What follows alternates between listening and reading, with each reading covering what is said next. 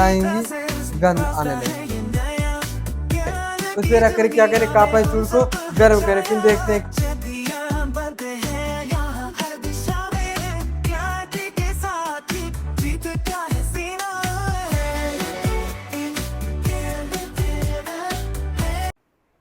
So hello दोस्तों, हम लोग एक अपने नए वीडियो के साथ आ गए हैं। केमिस्ट्री जो क्लास 10 हिंदी मीडियम के बच्चों के लिए एक सीरीज चल रही है इस चैनल पे। तो हम लोग जो बोर्ड एग्ज़ाम की तैयारी करा रहे हैं उसमें अपने एक नए वीडियो के साथ आ चुके हैं केमिस्ट्री के, जो कि उसका नाम है रासायनिक अभिक्रिया एवं समीकरण। उनके और भी लेक्चर हम बना चुके हैं। तो हम अपने आज अगली टॉपिक को देखते हैं कि अगली आज की टॉपिक क्या है। बिना कुछ ज़्यादा बात किए हुए हम आज अपनी अगली टॉपिक को शुरू करते हैं डायरेक्ट। तो आज हमारा क्या है, उपचयन और अपचयन अभिक्रिया। क्या है, उपचयन और अपचयन। इससे पहले हम सब पढ़ चुके हैं, जो भी कौन सी अभिक्रिया थी, द्विविस्थापन अभिक्रिया। क्या था, द्विविस्थापन अभिक्रिया में इनमें क्या था, आयनों का आदान प्रदान होता था, उसी को द्विविस्थापन अभिक्रिया कहते थे। उसी के साथ हम लोग कहते हैं शुरू उपचयन और अपचयन अभिक्रिया क्या होती है, जो आज हमारा अगला टॉपिक है। क्या है, उपचयन और अपचयन अभिक्रिया। इस अभिक्रिया को रेडॉक्स अभिक्रिया भी कह सकते हैं। ऐसा क्वेश्चन आपको दे सकता है कि आप रेडॉक्स अभिक्रिया के बारे में लिखिए। किसके, रेडॉक्स अभिक्रिया, रेडॉक्स अभिक्रिया। ऐसे क्वेश्चन आ सकता है कि रेडॉक्स अभिक्रिया क्या होती है।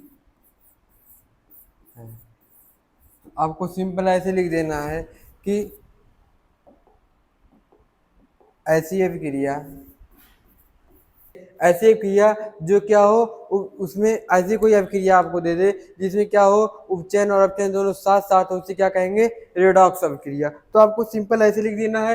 ये आपका 1 से 2 नंबर तक क्वेश्चन आ सकता है द्विघ उत्तरी में, मतलब छोटे क्वेश्चन लिखने के लिए 1 से 2 नंबर तक का आ सकता है, जो कि बहुत ही इम्पोर्टेंट है। आप इसको बहुत ही अच्छे से नोट्स कर लें, जो कि हमारी क्या थी, रेडॉक्स अभिक्रिया। अब हम क्या, इसमें हमें मिला, रेडॉक्स अभिक्रिया में 2 अभिक्रियाएं मिली। रेडॉक्स अभिक्रिया क्या थी, रेडॉक्स अभिक्रिया। तो इसमें हमें क्या मिली, 2 अभिक्रिया मिली। कौन कौन सी मिली, उपचयन अभिक्रिया और क्या मिली, अपचयन अभिक्रिया। ठीक है, रेडॉक्स अभिक्रिया जो थी उसमें क्या मिला, उपचयन और अपचयन 2 तरह की अभिक्रियाएं मिली। यह हम आक्सीकारक इसे भी कह सकते हैं। उपचयन जो है जैसे क्या कहते हैं, आक्सीकारक। इसे क्या कह सकते हैं, उपचायक।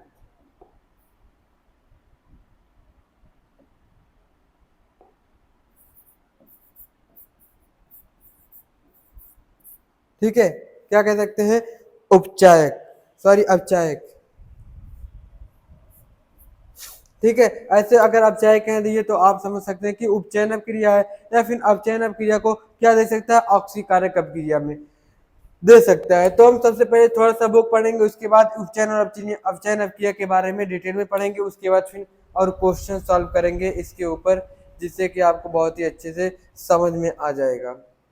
देखिए, सबसे पहले तो एक क्रियाकलाप दे दिया है कि चाइना डिश में 1 ग्राम कॉपर चूर्ण लेकर उसे गर्म कीजिए। क्या करें, एक चाइना डिश ले, कुछ इस तरह होती है सीधे की चाइना डिश। इसमें क्या करें, 1 ग्राम कॉपर चूर्ण ले। ठीक है, फिर क्या, उसमें क्या करें, उसको गर्म करें कुछ इस तरह, तिपाई और जाली पे रख करके, बर्नर की तरह। बर्नर मतलब जिससे आग जलती है, तिपाई मतलब जो रखने वाला है। ठीक है, उस पर रख कर क्या करें, कॉपर चूर्ण को गर्म करें। फिर देखते हैं क्या होता है कि कॉपर चूर्ण की सतह पर कॉपर ऑक्साइड की काली परत चढ़ जाती है। एक काला पदार्थ क्यों बना, क्या होता है, जब उसको गर्म किया जाता है कॉपर चूर्ण को, तो क्या होता है, उसकी सतह पे एक काले रंग की परत चढ़ जाती है। तो क्यों होता है उसको देखते हैं। क्या है, कॉपर है। कोई भी चीज़ है वो जब तक ऑक्सीजन नहीं पाएगा तब तक जलेगा नहीं। उसी तरह हमारा कॉपर चूड़ भी है, ऑक्सीजन की उपस्थिति में जलाया जा रहा है।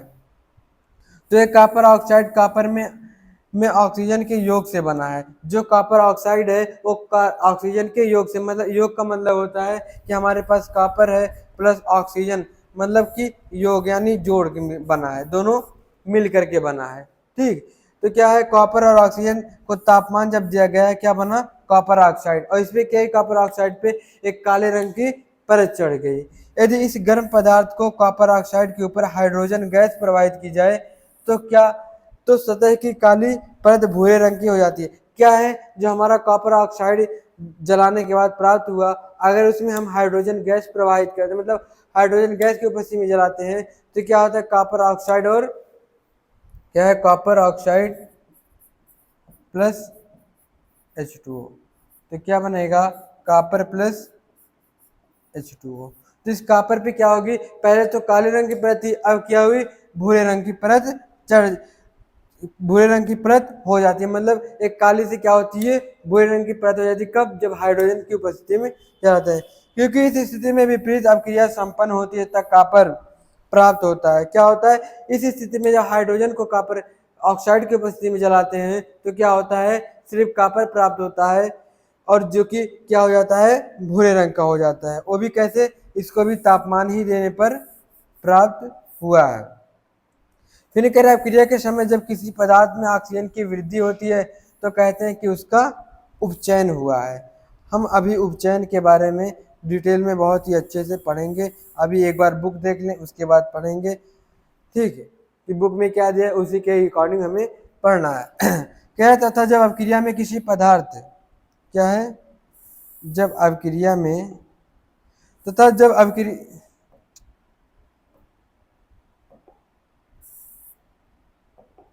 क्या है, जब अपक्रिया में किसी पदार्थ में ऑक्सीजन का ह्रास होता है तो उसका उपचयन हुआ है। जब क्या होगा, किसी अपक्रिया में ऑक्सीजन की वृद्धि होगी तो उसे उपचयन कहेंगे।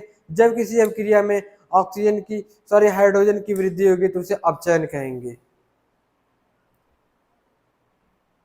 फिर ठीक है, फिर कह रहा अपक्रिया 1.29 में कॉपर ऑक्साइड में ऑक्सीजन का ह्रास हो रहा है। देखिए इसमें क्या हो रहा है, जो कॉपर ऑक्साइड है इसमें क्या हो रहा है, ऑक्सीजन का ह्रास हो रहा है। कैसे, यहाँ पे कॉपर ऑक्साइड था लेकिन यहाँ पे सिर्फ क्या बचा, कॉपर बचा, लेकिन वही हमारा हाइड्रोजन है, इसमें क्या हुआ, ऑक्सीजन की वृद्धि हुई। फिर कह रहा है उपचयित अपक्रिया, इसलिए एक अपचयित हुआ है, हाइड्रोजन में ऑक्सीजन की वृद्धि हो रही है इसलिए उपचयित हुआ है। क्या है, जब हमारे कॉपर ऑक्साइड में ऑक्सीजन की कमी हुई तो अपचयित हुआ, और वहीं जब हाइड्रोजन में वृद्धि हुई तो क्या हुआ, उपचयित हो गया। अर्थात किसी अभिक्रिया में एक अभिकारक उपचयित तथा दूसरा अभिकारक अपचयित होता है। इस अभिक्रियाओं के उपचयन अभिक्रिया तथा रेडॉक्स अभिक्रिया कहते हैं। अब देखिए आपकी एक परिभाषा यहाँ बन जाती है, क्या होता है, किसी अभिक्रिया में एक अभिकारक में उपचयित होता है। क्या होता है, एक अभिक्रिया में अभिकारक जो है क्या होता है, उपचयित, तथा दूसरा अभिकारक क्या होता है, अपचयित होता है। इन अभिक्रिया में उपचयन तथा अपचयन अथवा रेडॉक्स अभिक्रिया साथ साथ होती है। आप इसको इम्पोर्टेंट करके IMP, यहाँ से आप परिभाषा बना सकते हैं। क्या, परिभाषा के लिए है, अभी हम ये अपने तरफ से लिखवा देंगे। देखिए क्या हुआ, हमारा जो कॉपर ऑक्साइड था, यहाँ पे जब क्रिया होने के बाद यानी तापमान देने के बाद क्या बचा, सिर्फ कॉपर बचा। कॉपर, क्योंकि यहाँ पे कॉपर ऑक्साइड था लेकिन यहाँ पे क्या हुआ, कॉपर बचा। लेकिन हमारा हाइड्रोजन यहाँ पे अकेला था, यहाँ पे आकर के H2O बना लिया, जिसमें क्या हुआ, O2 की वृद्धि हुई। क्या हुई, वृद्धि हुई। और यहाँ पे क्या हुआ, O2 की क्या हुआ, हमारे O2 की कमी हुई। ठीक, इसलिए क्या हुआ, अपचयन हुआ। रेडॉक्स अभिक्रिया के कुछ अन्य उदाहरण भी दिए हुए हैं, जैसे कि जिंक ऑक्साइड और जिससे क्या हुआ, जिंक और कार्बन मोनोऑक्साइड बना। फिर मैग्नीशियम ऑक्साइड हाइड्रोक्लोराइड, जिससे मैग्नीशियम क्लोराइड H2O और Cl2 बने। इन अभिक्रिया में कार्बन उपचयित हो रहा है, कार्बन क्या हो रहा है, उपचयित, यानी कार्बन मोनोऑक्साइड बना रहा है तो जिंक ऑक्साइड क्या हो, अपचयित होकर के जिंक बनाता है। इस अभिक्रिया में HCl Cl2 में उपचयित तथा मोनोऑक्साइड मैग्नीज ऑक्साइड और मैग्नीज क्लोराइड में अपचयित हुआ है। ऊपर के उदाहरण के आधार पर हम कह सकते हैं कि यदि किसी अभिक्रिया में पदार्थ अपचयन उपचयन तब होता है जब उसमें ऑक्सीजन की वृद्धि और हाइड्रोजन की ह्रास होती है। उपचयन कब होगा, जब ऑक्सीजन की वृद्धि होगी और हाइड्रोजन की कमी होगी, तब क्या होगा, उपचयन अभिक्रिया होगी। यदि किसी अभिकारक में पदार्थ का उपचयन तब होता है जब किसी अभिक्रिया जब उसमें ऑक्सीजन की क्या होती है, वृद्धि होती है, या फिर हाइड्रोजन का ह्रास होता है, मतलब हाइड्रोजन की कमी होती है यानी घटता है, तो पदार्थ का उपचयन अपचयन तब होता है जब उसमें ऑक्सीजन का ह्रास होता है। अब देखिए क्या हुआ, उपचयन कब हुआ, जब उसमें ऑक्सीजन की वृद्धि हुई और हाइड्रोजन की कमी हुई, और अपचयन कब हुआ, जब ऑक्सीजन की कमी हुई और हाइड्रोजन की वृद्धि हुई, तब क्या हुआ, अपचयन अभिक्रिया हुआ। फिर क्रियाकलाप 1.1 में दीजिए, जिसमें एक चमकदार ज्वालाशील मैग्नीशियम रिबन का वायु में ऑक्सीजन से दहन होता है तथा ये श्वेत पदार्थ मैग्नीशियम ऑक्साइड में परिवर्तित हो जाता है। इस प्रक्रिया में मैग्नीशियम का उपचयन और अपचयन या उपचयन या अपचयन हुआ। ये तो हम पहले क्रियाकलाप में सब शुरू में देख रहे थे कि मैग्नीशियम ऑक्साइड को पहले उसे रेगमाल से रगड़ने के बाद ही क्या होता है, जलता है। फिर अब इसको कुछ अपने एग्जाम में कैसे लिखा जाए उसके बारे में देखते हैं। पहले तो एक ऐसे कॉलम बना लें,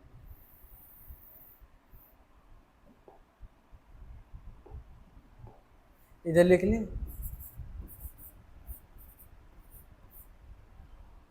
चैन, क्या लिखना है,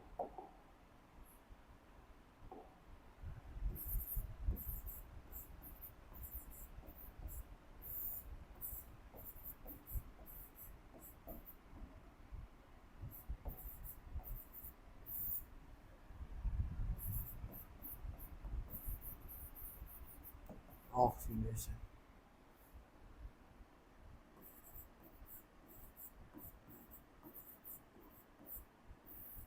चैन या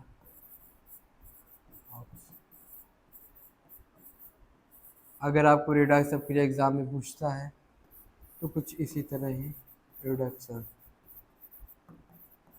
ठीक है।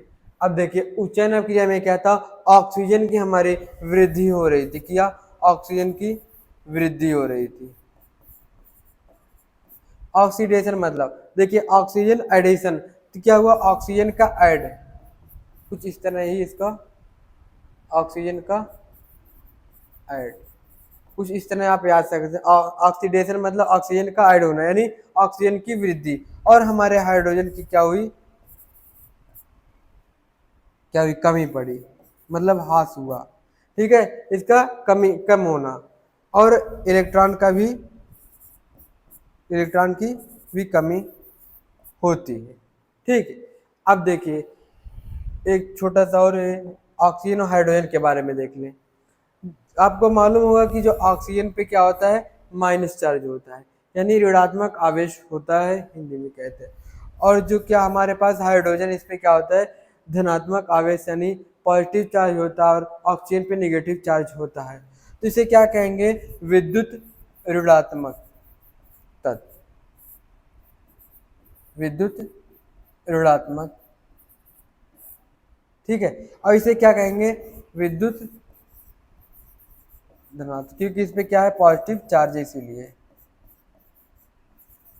आपको तो धनात्मक और ऋणात्मक मालूम ही होगा कि क्लास 9 का ये टॉपिक है, किस पे प्लस चार्ज होता है, किस पे माइनस चार्ज होगा, इसको आपको मालूम ही होना चाहिए क्योंकि आप 10th में है, ठीक है। तो क्या हमारे ऑक्सीजन पे ऋणात्मक चार्ज है और क्या हाइड्रोजन पे प्लस चार्ज, तो विद्युत ऋणात्मकता जैसे क्या हो गए हमारे पास, क्लोरीन हो गया, फ्लोरीन हो गया, ब्रोमीन हो गया, आयोडीन हो गया, ऐसे तत्व आ सकते हैं। और जो हमारा क्या है, प्लस चार्ज है, विद्युत धनात्मक तत्व, उसमें जैसे कि हमारे पास सोडियम आ गया, पोटेशियम आ गया, कैल्शियम आ गया, मैग्नीशियम आ गए, इन सब के पास क्या होते हैं, धनात्मक चार्ज होते हैं। कैसे, धनात्मक चार्ज होते हैं।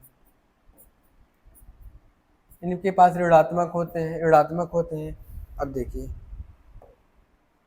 अब क्या था, उपचयन क्रिया। अब देखिए ऑक्सीजन की वृद्धि हो रही है, तब यहाँ ऐसा ही नहीं कि हमेशा ऑक्सीजन की वृद्धि होगी, जैसे कि यहाँ पे विद्युत ऋणात्मक तत्व जो हमने देखा था उसकी भी वृद्धि हो सकती है। अभी एग्जाम्पल करेंगे तो अच्छे से ही समझ में आएगा। जैसे कि हमारा जो ऑक्सीजन है, तो उसमें ऑक्सीजन ही एग्जाम्पल में नहीं दे सकता, और भी किसी चीज की हो सकती है। कौन सी चीज, विद्युत ऋणात्मक तत्व, जैसे क्लोरीन, ब्रोमीन, आयोडीन, ये सब क्या है, विद्युत ऋणात्मक तत्व और भी हैं, तो वो भी आ सकते हैं ऑक्सीजन की जगह पर। ऐसा नहीं कि सिर्फ ऑक्सीजन और हाइड्रोजन की वृद्धि होगी। और जो हमारा हाइड्रोजन की कमी हो रही है, यहाँ पे हाइड्रोजन की और भी तत्व की कमी हो सकती है, जैसे कि हमारे पास विद्युत धनात्मक तत्व जो थे, कौन से थे, विद्युत धनात्मक तत्व। ठीक है, हाइड्रोजन की जगह पे विद्युत धनात्मक कोई तत्व आ सकता है। उसी तरह जो हमारा ऑक्सीजन है, इसकी तरह कोई विद्युत ऋणात्मक तत्व भी आ सकता है। और इसका उल्टा ही क्या होता है, उल्टा ही अपचयन अभिक्रिया होती है। जैसे कि यहाँ पे क्या हुआ, ऑक्सीजन की वृद्धि हुई, तो यहाँ क्या होगा, हमारा ऑक्सीजन की कमी होगी। ठीक, हमारा यहाँ पे क्या था, उपचयन अभिक्रिया में हाइड्रोजन की वृद्धि हो रही थी, सॉरी हाइड्रोजन की कमी हो रही थी। किसकी, हाइड्रोजन की। तो यहाँ पे क्या होगा, हमारे हाइड्रोजन की वृद्धि होगी। क्या होगा, वृद्धि, और इलेक्ट्रॉन की भी वृद्धि। अब देखिए यहाँ भी क्या सकता है, कोई विद्युत ऋणात्मक तत्व आ सकता है। कैसा, कोई विद्युत ऋणात्मक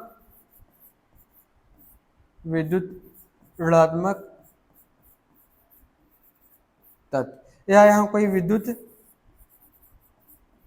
धनात्मक, ठीक है, कोई विद्युत धनात्मक तत्व आ सकते हैं। तो आप बहुत ही अच्छे से नोट्स कर लें। ठीक, ये जो है ऑक्सीडेशन यहाँ से है, इंग्लिश में, और रिडक्शन यहाँ से।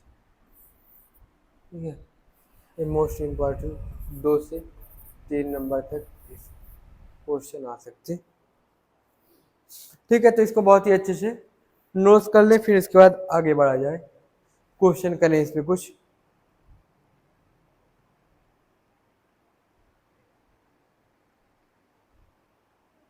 तो आपका नोट्स हो ही चुका होगा। तो हम सबसे पहले एक एनसीईआरटी के क्वेश्चन से ही शुरू करते हैं एग्जाम्पल के तौर पर। एग्जाम्पल समझ लीजिए, क्या है हमारा, कॉपर ऑक्साइड, इसको क्या कर रहे हैं, हाइड्रोजन के साथ ताप दे रहे हैं। क्या दे रहे हैं, ताप दे रहे हैं। ठीक है, क्या दे रहे हैं, ताप दे रहे हैं। तो हमारे पास क्या हो रहा है कि कॉपर ऐसे रह जाए, लेकिन H2O की, हाइड्रोजन में ऑक्सीजन की वृद्धि हो जा रही है। तो देखिए क्या होगा कि जो हमारा कॉपर ऑक्साइड है, जब इससे अब की जाओगी तो क्या होगा, इसमें ऑक्सीजन का ह्रास होगा, यानी ऑक्सीजन की कमी। ठीक, यानी कौन सी अभिक्रिया, अपचयन अभिक्रिया। बस आपको इसी तरह एकदम इसी तरीके से लिख देना है, आपके बहुत ही अच्छे नंबर आ सकते। यहाँ थोड़ा कम जगह पड़ गई। यहाँ क्या हुआ, ऑक्सीजन की वृद्धि हुई, यानी उपचयन अभिक्रिया। अब आपको कुछ इस तरह लिखना है, जो हमारे पास कॉपर ऑक्साइड था, इसका क्या हुआ, क्या था ये, कॉपर ऑक्साइड।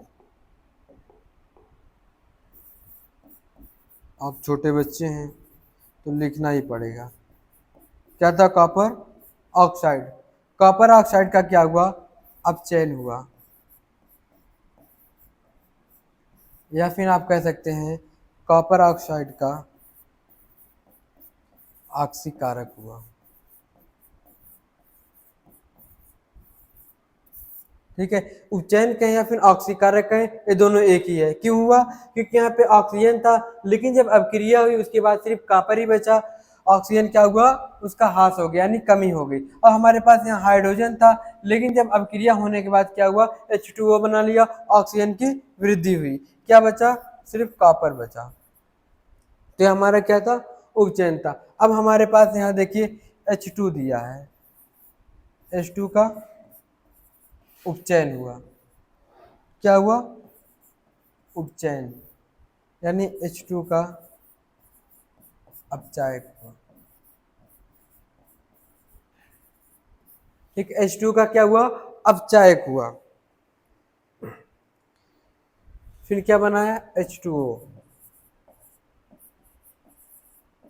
बस इनमें आपको दोनों एग्जाम में नहीं लिखना है, इनमें से कहते हैं H2 का उपचयन हुआ यानी H2O बनाया, CO कॉपर ऑक्साइड का अपचयन हुआ यानी Cu बना। बस आप इतना ही लिख दे रहे हैं, तब भी आपका पूरा ही नंबर मिल जाएगा। तो आपको और ही अच्छे से समझ में आया होगा। तो एक अपने और उदाहरण के साथ देखते हैं। अगला उदाहरण हमारा है क्या, जिंक ऑक्साइड और कार्बन के साथ जब अपक्रिया होती है तो क्या बनाता है, जिंक और कॉपर मोनोऑक्साइड। क्या बनाएगा,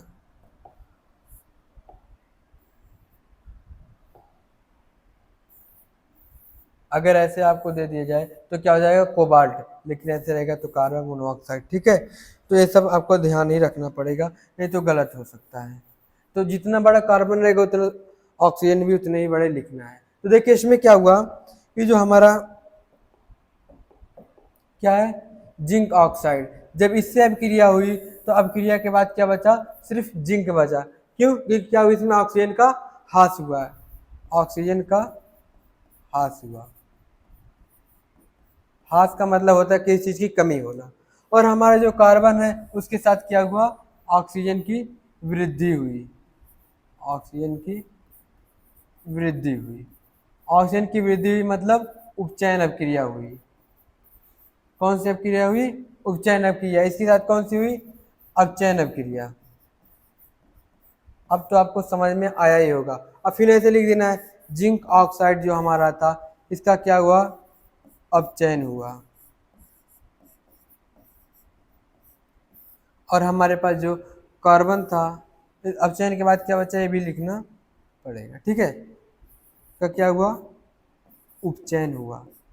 उपचयन होने के बाद क्या बना, कार्बन मोनोऑक्साइड। बस आपको इतने ही लिख देने हैं, ये भी इम्पोर्टेंट डाल के लिख लें आप अपने नोट्स में।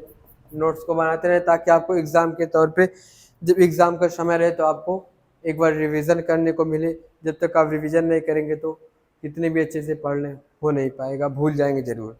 तो आप रिवीजन करते ही रहें, जिससे कि बहुत ही अच्छा हो जाएगा। अब एक और बहुत ही इम्पोर्टेंट लेंगे, उसके बाद अपने नए टॉपिक को शुरू करें। जैसे कि हमारे पास एक एग्जाम्पल है, कैसा एग्जाम्पल है, जैसे कि दे दिया सोडियम प्लस क्लोरीन, क्या बना दिया, NaCl। तो आपको मालूम होगा जो हमारा सोडियम है ये क्या है, विद्युत धनात्मक तत्व। क्या है, तो ये क्या करेगा, इलेक्ट्रॉन को दे देगा। ठीक है, इलेक्ट्रॉन के दे देगा। तो इसमें क्या होगा, उपचयन अभिक्रिया। और जो हमारा क्लोरीन है इलेक्ट्रॉन ले लेगा। इसमें क्या हुआ, अपचयन हुआ। क्या हुआ, अपचयन अभिक्रिया हुई।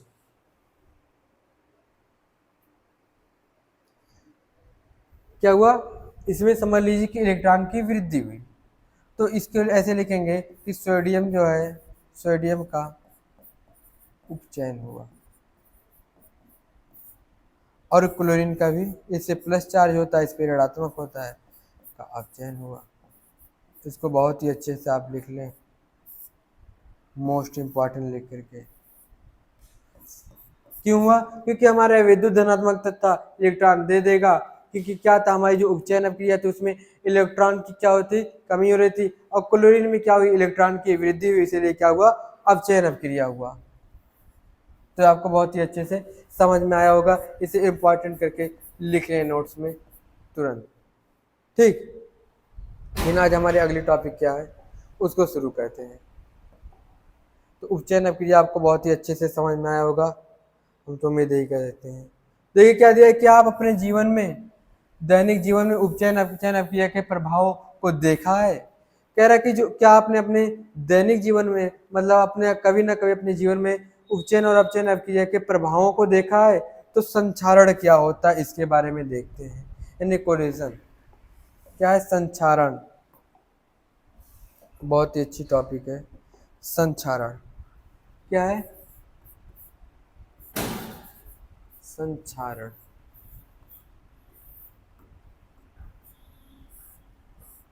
संचारण कैसे कहते हैं, ये भी 1 से 2 नंबर तक आ सकता है। क्या होता है, बहुत से बच्चे ये दो लास्ट टॉपिक दोनों चलेगी, इसको छोड़ देते हैं ऐसे ऊपर ही ऊपर पढ़, लेकिन 1 से 2 नंबर आपके लिए बहुत ही इम्पोर्टेंट है,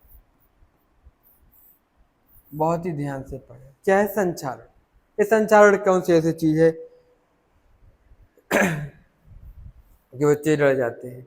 तो संचारण क्या होता है, जब किसी धातु की चीज को क्या करते हैं, धातु यानी एक तरह से हम ले लें अपने Fe यानी लोहा, ये हमारा एक धातु, आपको मालूम ही होगा। क्या होता है, एक समय ऐसा आता है जब इस पे कुछ इस तरह की लाल रंग की परत चढ़ जाती है। क्या होती है, लाल रंग की परत चढ़ जाती है।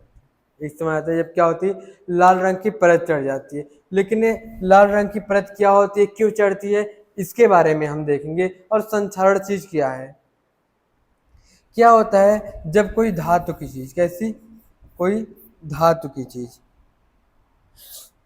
ठीक है, कोई कैसी धातु की चीज, जब इसको क्या कहते हैं, ऑक्सीजन की उपस्थिति में, ऑक्सीजन की उपस्थिति में,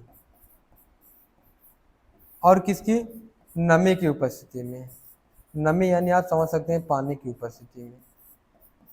जब क्या कहते हैं, कोई धातु की चीज को खुले वातावरण में यानी खुले वायुमंडल में और पानी की उपस्थिति यानी नमी की उपस्थिति में रख देते हैं, तो उस पर एक यौगिक यानी एक परत चढ़ जाती है, जिससे क्या होता है, वो अपनी जो उसकी शुद्ध अवस्था होती है उसको क्या करता है, गंवा देता है, यानी वो खत्म कर देता है अपनी अच्छी जो उसकी सही अवस्था होती है, सही चीज जो होती है वो खराब हो जाती है।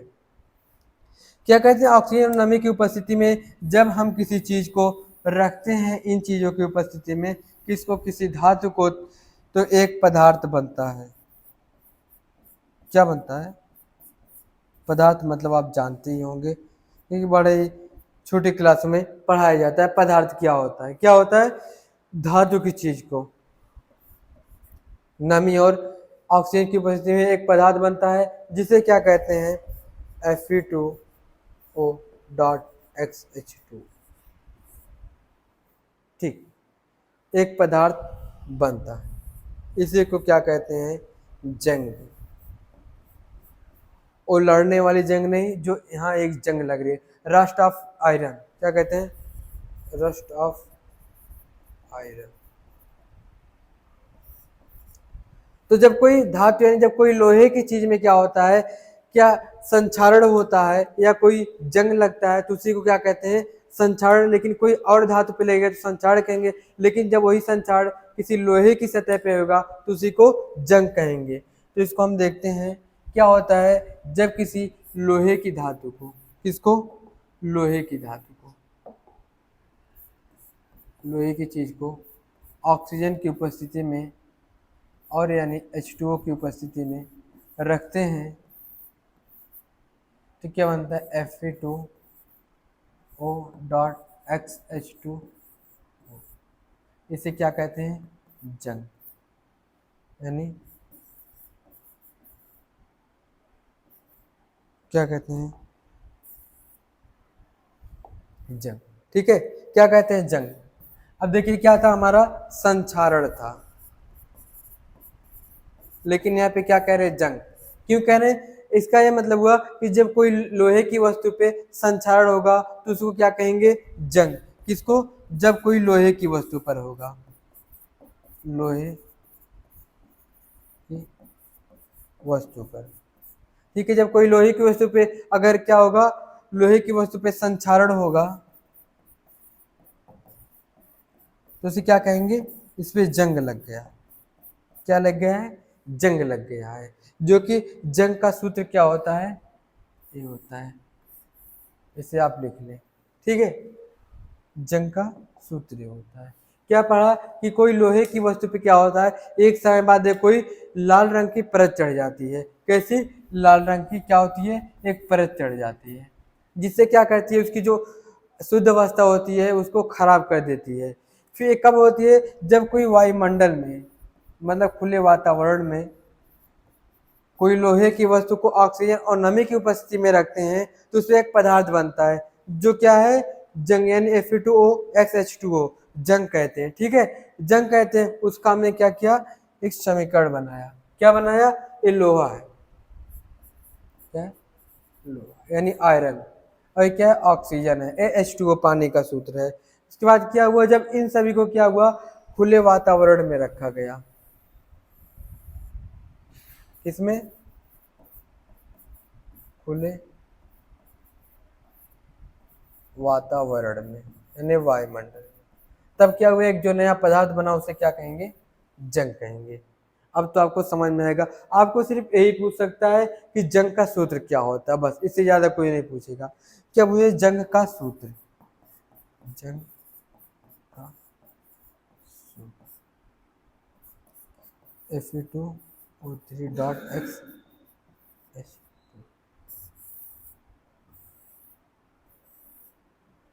बस आप इसको देख लें, उसके बाद देखते हैं। और अगर किसी वस्तु में अगर ये संक्षारण हो रहा है, जैसे कि पोटेशियम में हो रहा है या फिर सोडियम में हो रहा है, तब इन्हें क्या कहेंगे, संक्षारण कहेंगे। किसी और तत्व में अगर होगा, किसी और तत्व में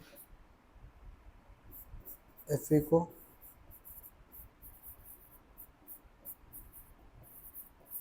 छोड़कर होगा तो उसे क्या कहेंगे, संक्षारण। ये नोट डाल के लिख लें आप इसमें, नोट में। ठीक है, नोट में इसको लिख लें। फिर आगे बढ़ते हैं, इसमें क्या दिया हुआ है, इसके बाद परिभाषा भी लिखेंगे। क्या आपने अवश्य देखा होगा कि लोहे की बनी वस्तु चमकीली होती है। आपने जरूर देखा होगा कि जो लोहे की चीज होती है वो क्या होती है, चमकीली होती है, लेकिन कुछ समय पश्चात उन पर लालिमा युक्त भूरे रंग की परत चढ़ जाती है। क्या होता है, जो हमारा लोहा होता है वो चमकीला होता है, लेकिन कुछ समय बाद क्या होता है, उस पर एक भूरे रंग की परत चढ़ जाती है। जैसे कि आपने किसी लोहे पे देखा होगा कि एक भूरे रंग की परत चढ़ जाती है। इस प्रक्रिया में लोहे पर जंग लगना कहते हैं। देखिए क्या कहे, जो भूरे रंग की परत चढ़ती है तो क्या कहते हैं, जंग लगना कहते हैं। कुछ अन्य धातुओं में भी ऐसा परिवर्तन होता है। क्या आपने चांदी और तांबे में चढ़ने वाली परतें के रंग पे ध्यान दिया है। क्या होता है कि कुछ और परतों, जैसे कि चांदी और किसपे तांबे पर आपने कुछ परत चढ़ते हुए देखा होगा। जब कोई धातु अपने आसपास अम्ल आर्द्रता आदि के संपर्क में आती है तब उसमें संक्षारित होने लगता है। और किसी तत्व यानी तांबे और चांदी में हो रहा है यही काम, जंग लगने का, तो क्या हो रहा है, उसमें संक्षारण हो रहा है। तो इस प्रक्रिया को संक्षारण कहते हैं। चांदी के ऊपर काली परत, तांबे के ऊपर हरी परत चढ़ जाती है, वह अन्य उदाहरण है। क्या संचार के कार के ढांचे में पुल के लोहे की रेलिंग, जहाज तथा धातु में विशेष लोहे से बनी वस्तु में बहुत क्षति होती है। ठीक है, क्या होती है, जो हमारे कार के ढांचे हैं, रेलिंग है ट्रेन के या फिर पुल है, उनमें लोहे लगे होते हैं, जिनसे क्या होता है, बहुत ही नुकसान होता है। क्योंकि किस पे जंग लग जाता है तो क्या होता है, वो अपनी जो क्षमता होती है जितनी उसकी चलने की, वो क्या होती है, खत्म होने लगती है। फिर क्या है, लोहे के संचार एक गंभीर समस्या। क्षतिग्रस्त लोहे को बदलने में हर वर्ष अधिक पैसे का खर्च होता है, और अध्याय 3 में आपको इसके बारे में अधिक जानकारी प्राप्त करेंगे। अब देखिए, जो संक्षारण हो रहा है लोहे का, इसको हम सही कर सकते हैं, लेकिन कैसे। संक्षारण जो हो रहा है इसको सही कैसे कर सकते हैं कि कुछ और समय तक, अगर 5 साल में संक्षारण हो जा रहा है, खराब हो जा रहा है, लेकिन उसको थोड़ा और लंबा चलाना है, तो इसे क्या कर सकते हैं हम लोग, कुछ इस विधि द्वारा। कैसे, पेंट लगा दें उस पर, या फिर ग्रीस लगा दें या फिर तेल लगा दें। इन चीज़ों को लगाने से क्या होगा, उसको बचाया जा सकता है। इनका उपयोग करें।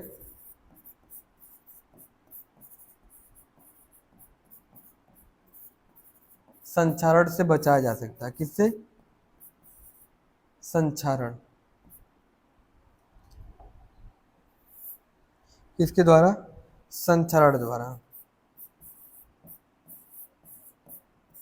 ठीक है, द्वारा क्या ऐसा बचाया जा सकता है, बचाया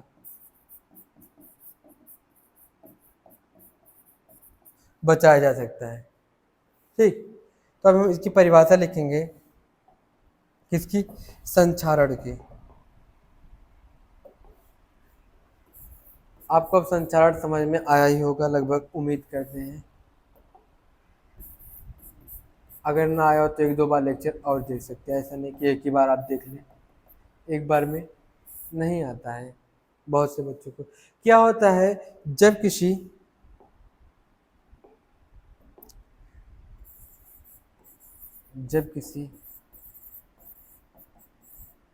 धातु की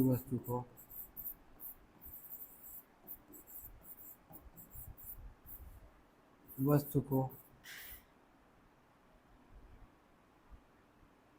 खुले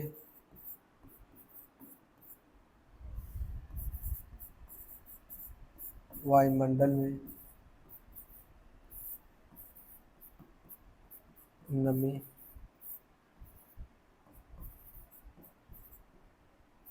आर्द्रता, हम की उपस्थिति में रखते हैं,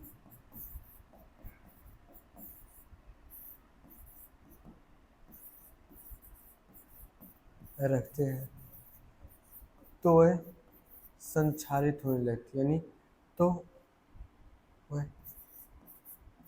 संक्षारित को ही संक्षारण कहते हैं, संक्षारित होने लगती है, उसे ही संक्षारण कहते हैं। तो इनका क्या हुआ, जब किसी धातु की वस्तु को खुले वायुमंडल में, वो भी क्या, नमी और आर्द्रता व अम्ल की उपस्थिति में रखते हैं, तो क्या होती है, धीरे धीरे संक्षारित होने लगती है, जिसे क्या कहते हैं, संक्षारण कहते हैं, जिसे संक्षारण कहते हैं।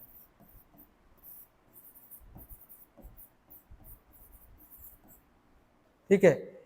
क्या कहते हैं, जब किसी धातु की वस्तु को खुले वातावरण में रखते हैं तो क्या होता है कि कुछ समय बाद वायुमंडल के नमी और आर्द्रता के संपर्क में आने के कारण क्या होता है, संक्षारित होने लगता है। ठीक है, तो आपको ये समझ में आया होगा। और क्या होता है, किनकी उपस्थिति में होता है, तो हमने लिखा है, थोड़ा सही से लिख दें इसको नीचे करके। संक्षारण क्या है, संक्षारण निम्न की उपस्थिति में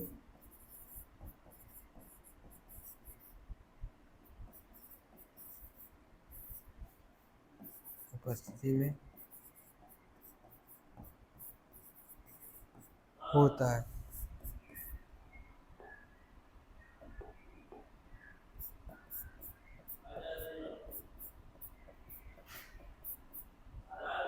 हाँ, क्या होता है, अम्ल की उपस्थिति में, अम्ल की उपस्थिति में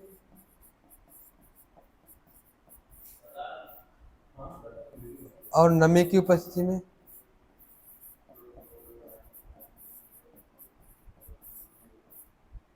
और किसी आर्द्रता की उपस्थिति में। अम्ल, नमी और क्या, आर्द्रता।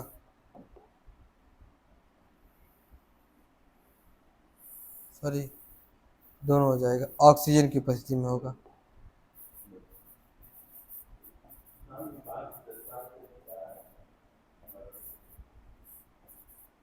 ऑक्सीजन की उपस्थिति में इनकी उपस्थिति में क्या होता है, संचारण होता है।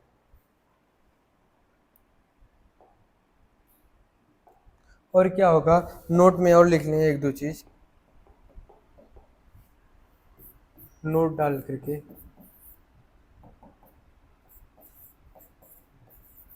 लोहे की वस्तु पर जब संचारण होगा,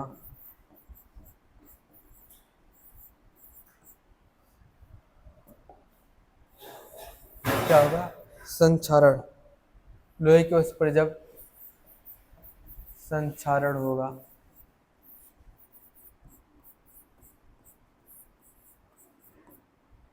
तो उसे जंग कहते हैं। क्या कहते हैं, जंग कहते हैं। आगे और किसी तत्व पे होगा तो उसे संचारण कहते हैं। और किसी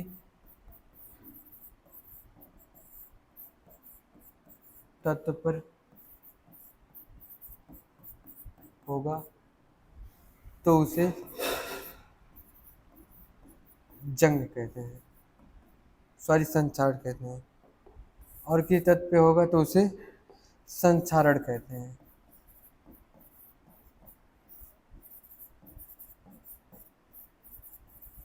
ठीक है, अगर किसी और तत्व पे होगा तो क्या उसे संचारण कहेंगे, या फिर अगर लोहे की वस्तु पे होगा तो उसे क्या कहेंगे, जंग कहेंगे। तो फिर अब हमारे टॉपिक खत्म हुआ, अगला लास्ट टॉपिक जो है उसे देखते हैं। क्या है, विकृत गंधिता। ये क्या होता है, क्या होता है, वसायुक्त तेली खाद्य सामग्री जब लंबे समय तक रखी जाती है तो उसका स्वाद या गंध कैसी होती है। जो तेल और वसा से बनी हुई चीज को अगर लंबे समय तक रखते हैं तो उसकी गंध क्या होती है, बदलने लगती है। क्या अवचेत होने पर तेल एवं वसा विकृत गंधिता, विकृत गंधी हो जाते हैं तथा अनेक स्वाद गंध बदल जाते हैं। क्या होता है, उनके स्वाद और गंध बदल जाते हैं। कैसी वस्तु को, जो वसा और तेल से मिलकर के बनी हुई वस्तु होती है, उसको जब लंबे समय तक रखते हैं तो क्या होता है, उसके स्वाद बदल जाते हैं और गंध आने लगती है। प्राय तैलीय तथा वसायुक्त खाद्य सामग्रियों में उपचयन रोकने वाले पदार्थ प्रति आक्सीकारक मिलाए जाते हैं। क्या हो जाए, तैलीय वसायुक्त खाद्य पदार्थ को अपचयित होने से बचाने के लिए, यानी उपचयन होने के लिए बचाने के लिए प्रति आक्सीकारक का उपयोग यानी मिलाया जाता है। यानी क्या हो कि वायुरोधी बर्तन में खाद्य सामग्री रखने में उपचयन की गंध धीमी जाती है। क्या हो, जो वायुरोधी जिसके अंदर क्या हो, वायु ना जाए, उस बर्तन में रखने से क्या होती है, विकृत गंधिता कम हो जाती है, धीमी बहुत हो जाती है। क्या आप जानते हैं, चिप्स बनाने वाले चिप्स की थैली से ऑक्सीजन हटाकर उसमें नाइट्रोजन जैसी कम सक्रिय गैस वायु युक्त रखते हैं ताकि क्या हो, चिप्स उपचयन न हो सके। तो अब देखते हैं विकृत गंधिता क्या है, विकृत गंधिता।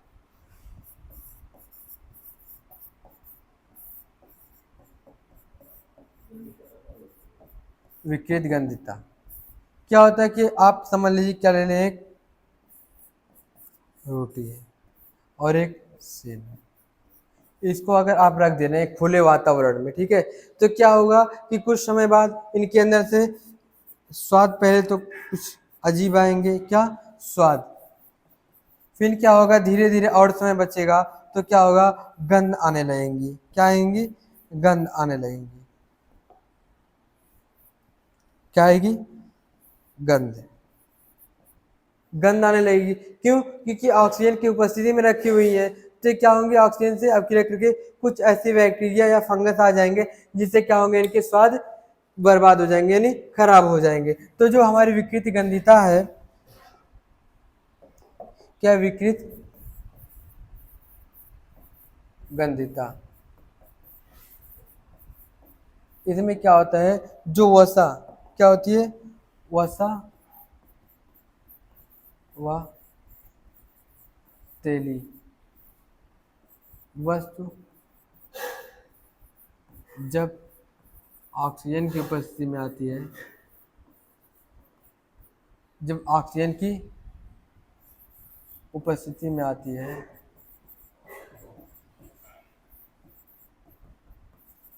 है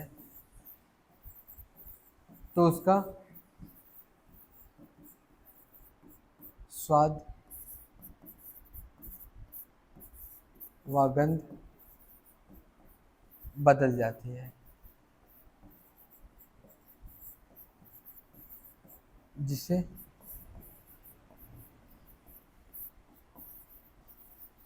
विकृत गंधिता कहते हैं।